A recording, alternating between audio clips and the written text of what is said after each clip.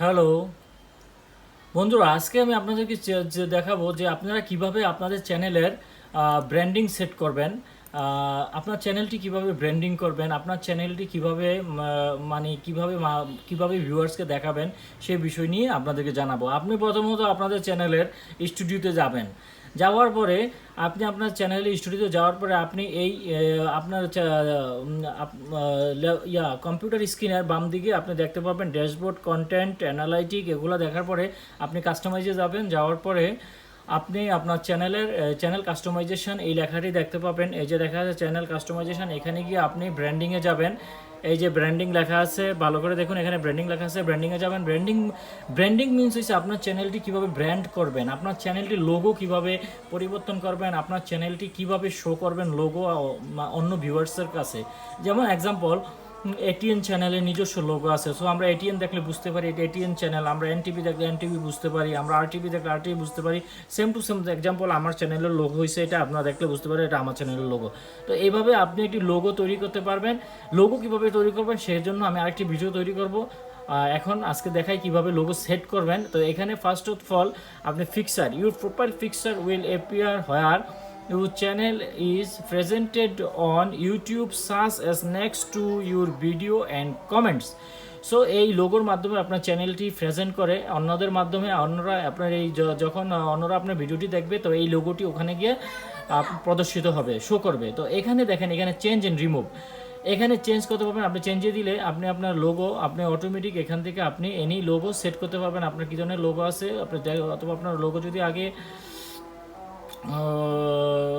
এখানে আপনি আপনি আপনার লোগো ডেস্কটপ থেকে সেট করতে পারবেন, অথবা আপনার মোবাইল থেকে যদি কোনো গ্যালারিতে ফিক্সার থাকে, অথবা আপনি কোনো ফিক্সার তৈরি করে থাকেন, সেক্ষেত্রে আপনি লোগো এখানে চেঞ্জ করতে পারবেন, আবার রিমুভ করে দিতে পারবেন, আবার নতুন করে অ্যাড করতে পারবেন। এটা হলো আপনার এই যে এই লোগোর ক্ষেত্রে, এই যে আপনার লোগোটা দেখতেছেন এইটা বানানোর ক্ষেত্রে এইটা এখানে কাজ করতে পারবেন। আর নেক্সট হচ্ছে ব্যানার ইমেজ।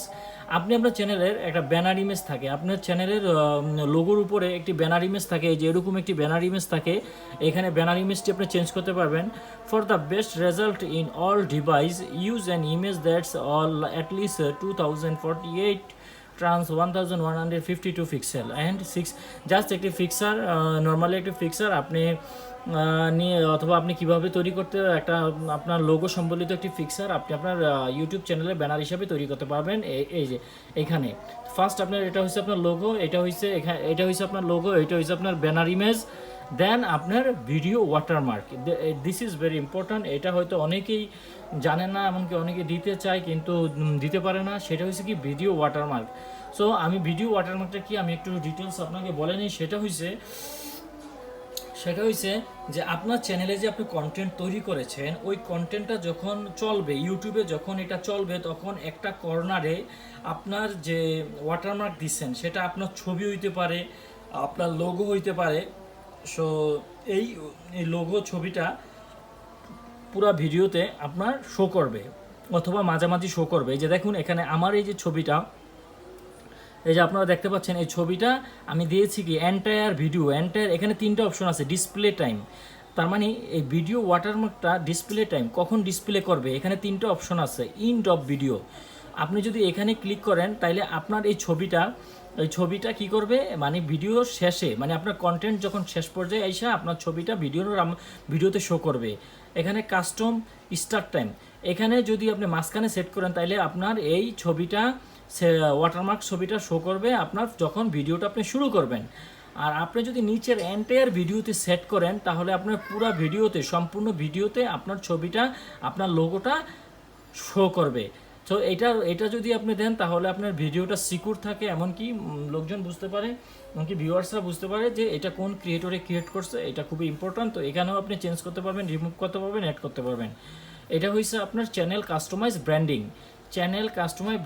সো ব্র্যান্ড বলতে আমরা যেটা বুঝি যে কোনো জিনিসেরই ব্র্যান্ড তৈরি করা। সো আপনি এটার মাধ্যমে আপনার চ্যানেলের ব্র্যান্ড তৈরি করতে পারবেন। আজকের এই পর্যন্তই। ভালো থাকবেন, সুস্থ থাকবেন, আল্লাহ হাফেজ।